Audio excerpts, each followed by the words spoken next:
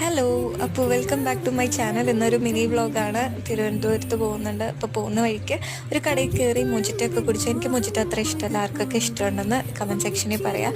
Next day ആയപ്പോഴത്തേക്കും ആടുജീവിതം കാണാൻ പോവാണ്. ആടുജീവിതം കേട്ട് കുറേ ദിവസമായി, അപ്പം അത് കാണണമെന്നുണ്ടായിരുന്നു. അങ്ങനെ ആടുജീവിതം കാണാൻ പോയി. അടിപൊളി മൂവി, ഇമോഷണലി നല്ല കണക്ട് ചെയ്യാൻ പറ്റുന്ന ഒരു മൂവിയാണ്. എനിക്ക് പേഴ്സണലി ഇഷ്ടപ്പെട്ടു. പിന്നെ ഈ ഒരു സീനൊക്കെ വരുമ്പോഴത്തേക്കും രക്ഷയില്ല.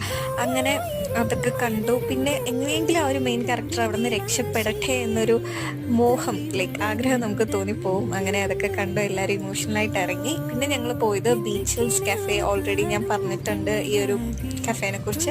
അങ്ങനെ അവിടെ പോയി എന്തൊക്കെയോ വാരി വലിച്ച് കഴിച്ചു.